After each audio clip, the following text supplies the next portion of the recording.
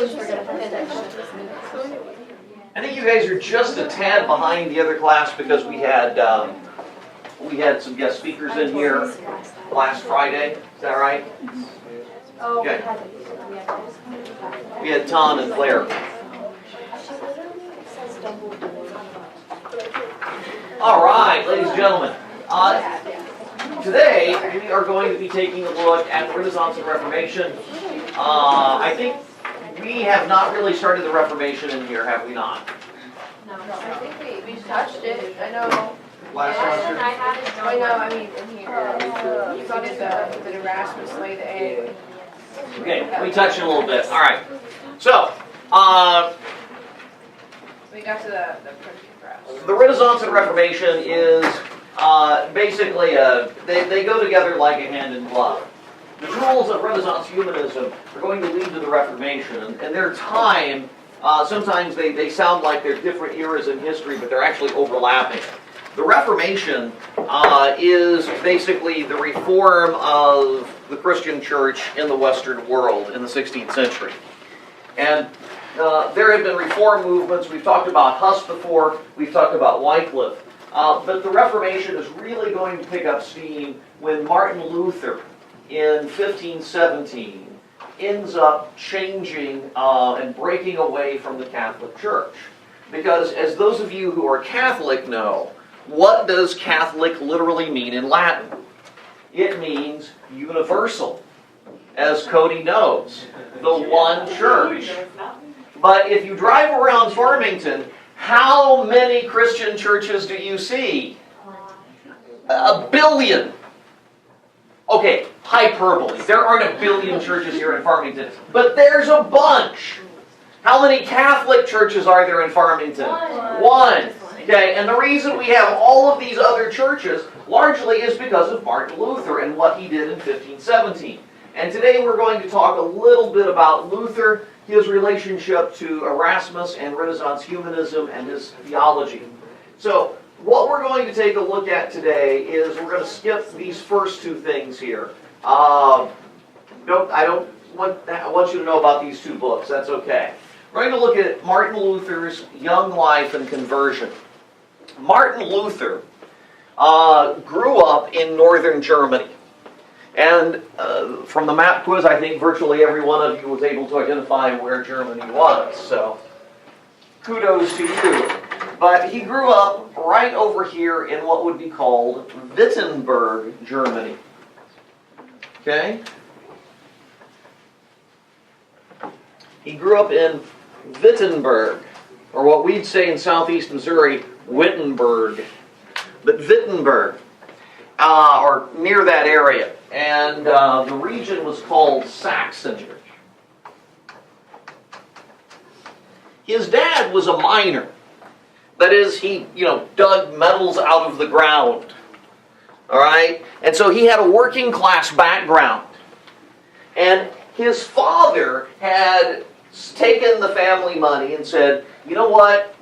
Young Luther, my son Luther, is going to go to university and he's going to be a lawyer.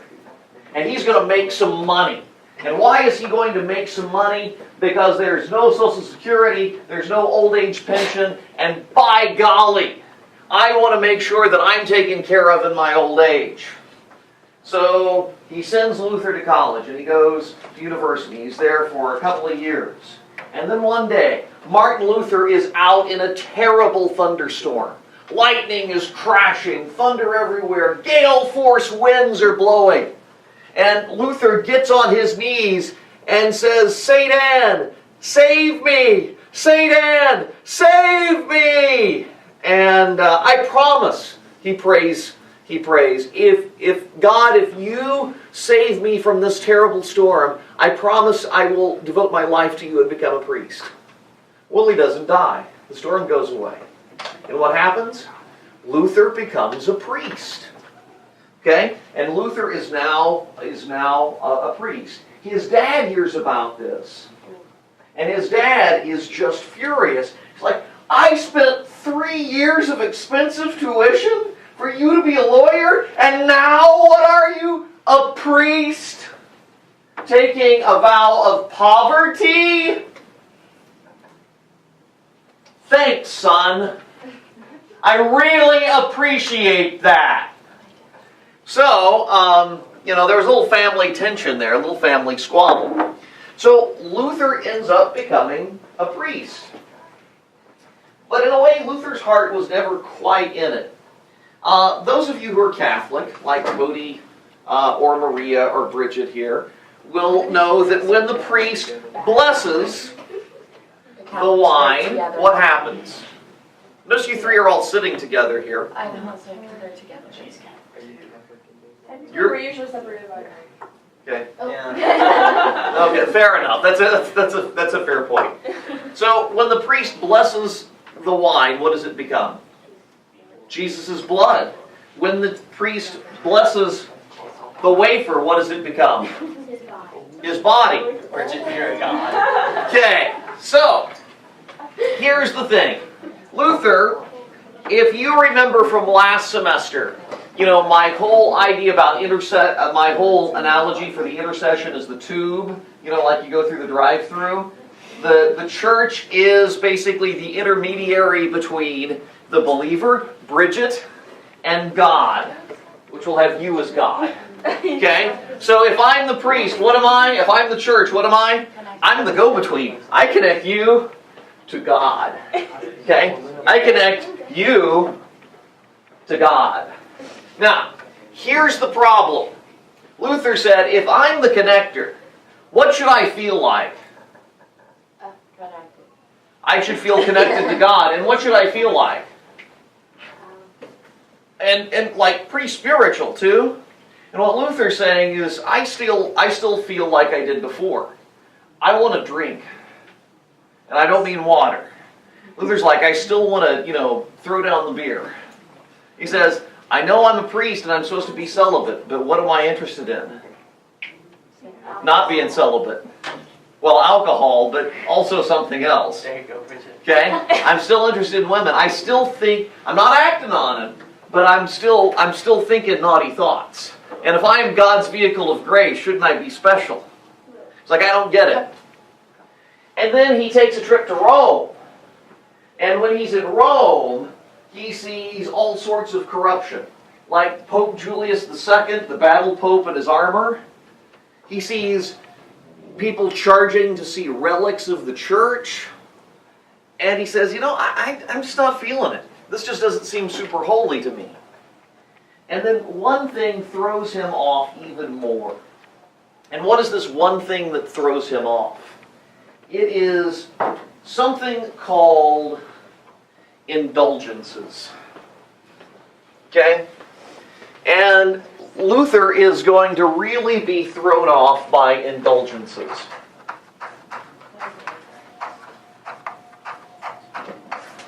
Okay? And what is an indulgence? I'm going to play you a video clip here shortly of what an indulgence was like. But there was, the Pope at the time was, of course, Pope Julius II, and he was going to be, one of the things that he was involved with was this Pope was rebuilding St. Peter's Basilica. And what is St. Peter's Basilica sometimes known as? Starts with a V. The Vatican. Okay, and that's the Vatican that's still there today. St. Peter's Basilica. Now, it's going to take a lot of money to build this grand palace, and in many ways, St. Peter's is the nicest palace in all of Europe. So they're wanting to build it, rebuild it there, and build it nicer and build it better, which is going to cost lots of money.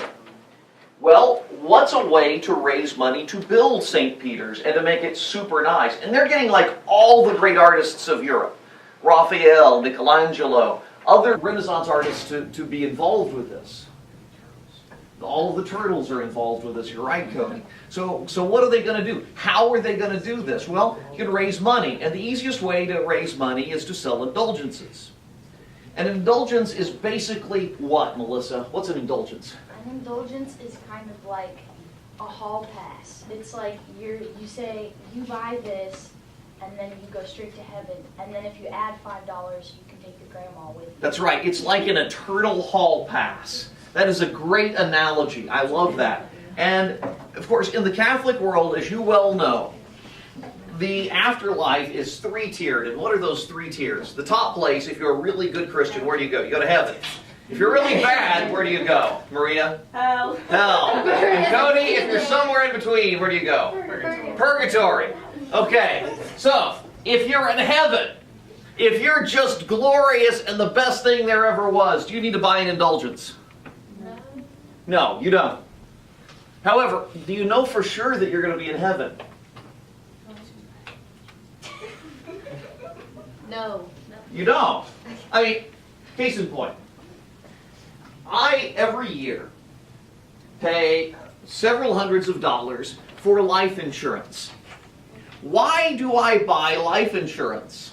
I mean, I'm a relatively healthy 48-year-old man nearing 50.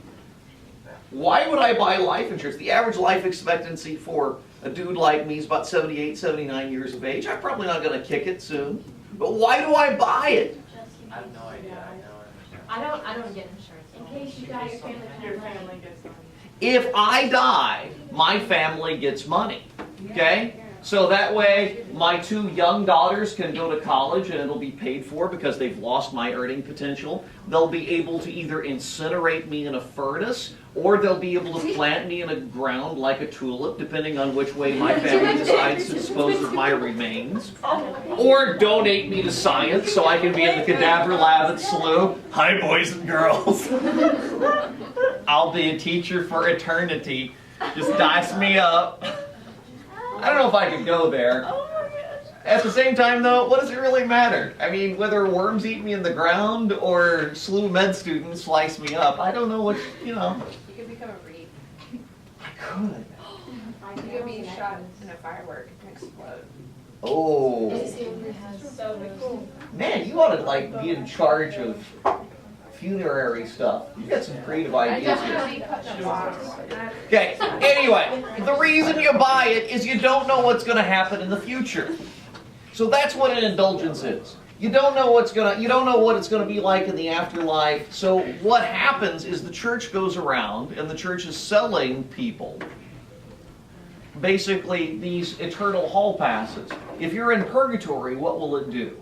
Get you from purgatory to heaven. If you're in hell, what will it do? Get you from hell into heaven. And where Luther was in northern Germany, they sent around a priest by the name of Johann Tetzel, or John Tetzel, if you will. And I'll write his name on the board over here. Tetzel went around and did basically like a carnival show. I mean, they would literally march into town with, trumpets and horns playing. And remember, this is pre-internet day. It's not like they got a lot going on here. It's like 6 hour yesterday.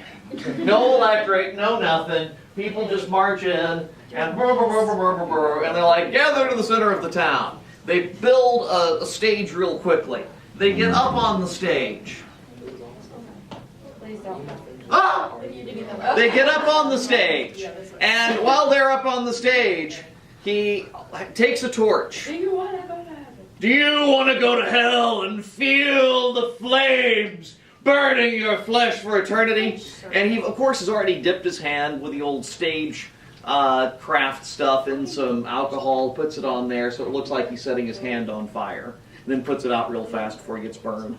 They have banners that unfurl of demon-looking things burning in hell, and says, if you don't want to burn, or you don't want your little daughter, Madeline, to burn, you will come to the church tonight, and for $15, you can save Madeline from eternal hell. And for $40, you can also save all of your other children. And for $100, you can even get grandma and grandpa out of hell or purgatory, whichever they may happen to be in. See you tonight. This is a one-time offer. One time and one time only. Salvation is at hand. I paid so much money to get to heaven, and here I am. Well, the thing of it is, Luther's problem with this. What do you think Luther's problem with this was? That's not how that works.